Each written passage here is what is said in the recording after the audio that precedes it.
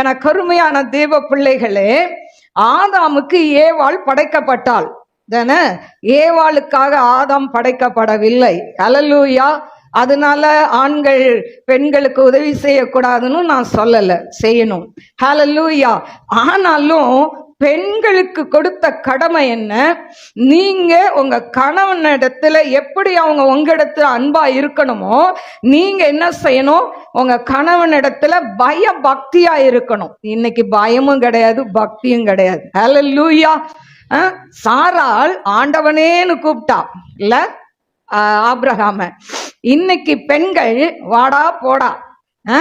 என்னங்க உலகம் மாறிக்கிட்டே போகுது. எந்த உலகம் மாறினாலும் நம்ம கிறிஸ்தவ உலகம் மாறக்கூடாது. ஹல்லேலூயா.